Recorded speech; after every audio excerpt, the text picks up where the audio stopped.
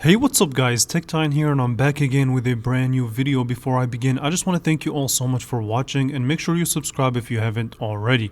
So with that being said, today I'm going to be reviewing the T-Mobile REVVL 8 Pro, and I've spent about a week with this phone, so I have enough information and insight to give you guys sort of a conclusion on this device. Beginning with the design itself, this phone is definitely on the simpler side as far as the design goes. They really didn't do too much here. So you basically have this sort of a two-tone finish where up at the top where the camera is placed, you have this more of a glossy look versus the bottom rest of the phone, which has this sort of a matte finish that does reflect under light. And also on the back, you have the triple camera setup, which is weirdly placed. I mean, there's just no uniform with the placement of these cameras, but it is what it is again. On the right-hand side, you have your magenta power button that doubles as a fingerprint. You also have your volume up and down and this chrome finish all around the phone, but it still is made out of plastic, so keep that in mind. At the bottom of the phone, you have your USB-C that is capable of charging your phone at 33 watts, and you also have the bottom-facing speaker with your two microphones at the bottom. And essentially, that's the basis of the design. Nothing too crazy, a very simplistic and straight-to-the-point design. They didn't really do too much as far as making this phone look unique or anything like that. It's sort of a downgrade from the design of the previous generation, to be honest with you. That's just my take on the design. Next up is the display itself. So you do get a 6.8-inch Full HD Plus display, and this phone does have an AMOLED technology display, which gives us that great benefits of an AMOLED screen. Now, it is a good screen, however, the bezels are a little bit on the larger side, and this phone also supports a high refresh rate of 120 Hz, so that's also something that you have to give it up for T-Mobile for providing. As far as the price, this phone does start at $250 if you want to buy it outright, but you do get better deals if you stick with T-Mobile. Now, from a display perspective, watching videos, catching up on content, going through social media, anything that would basically require you to use the display would be a good experience overall. Obviously, it's not going to be the best. It's not the highest bright screen that you'll ever see on a phone. And as I mentioned previously, the bezels themselves are a little bit on the larger side, but if you can look past all of that, then you'll be getting yourself a good display for the $249 price tag. Actually, if you compare it with a lot of phones use IPS panels for that same price, so I guess that's something that you do have to give props to T-Mobile for doing. Now, next in my conversation, I do want to speak on the camera setup. So you do get a triple camera setup with your main sensor being a 15 megapixel that does support optical image stabilization, and you also get a secondary sensor that acts as sort of a macro sensor, which is useless to be honest, and you also get your ultra wide as well. And the camera interface itself is simple, straight to the point, and the experience when taking pictures is good for the most part, so it doesn't really lag. There's no shutter lag or anything like that. Open the camera app, take a picture, process it really quickly, and you keep it pushing, you move on.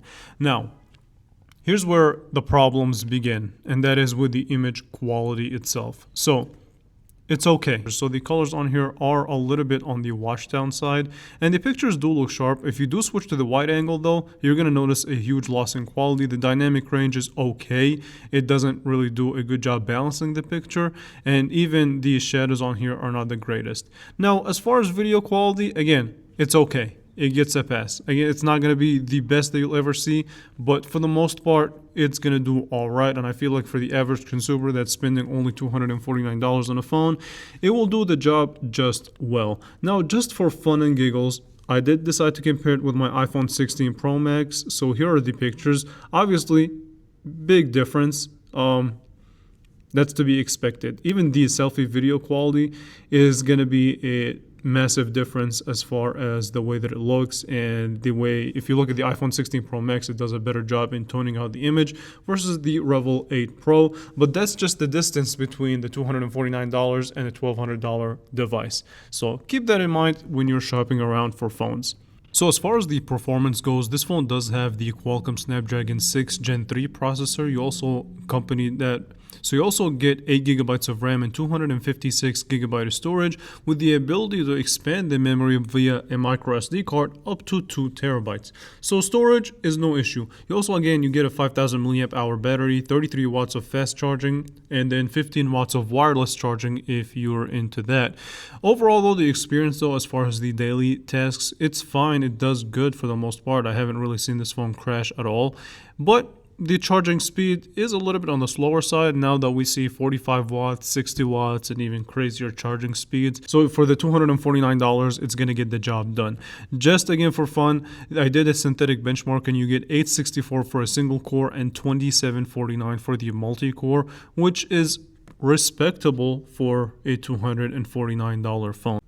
So for more demanding tasks, this phone will struggle after a while, but in the beginning, since it's not going to really throttle at first, it's going to do just well. Playing decent games, decent graphic games is going to be alright on this phone. I haven't really had issues with it, but the longer that you keep playing the game, the more that you'll push this phone, the more throttling that it's going to experience. That's just inevitable for a phone at this price point. Now, here is my overall conclusion to you guys, and this is what I want you to take from the T-Mobile REVVL 8 Pro. First of all, this is a T-Mobile branded phone, meaning that T-Mobile wants to show it off to basically help promote their network. Because this phone also has the ability to connect it to the T satellite. So this phone also has the ability to connect it with the T satellite with Starlink that T-Mobile offers. And obviously you can get this phone at good deals from T-Mobile. Now you can buy it outright, have them unlock it and use it with whatever carrier you want.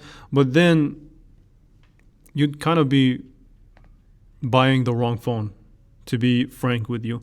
Because for $249, if you want something unlocked, then your best bet is to look elsewhere, especially now since it's the holiday season. If you live in the United States, you'll be getting some really good deals on smartphones. Something like the Moto G Stylus, you can get it for around $299, which is $50 more, but is a little bit more of a capable phone. And even the Galaxy A36 is definitely such a capable phone. It might be a little bit more expensive, but that's the one that I would recommend before I would get this one.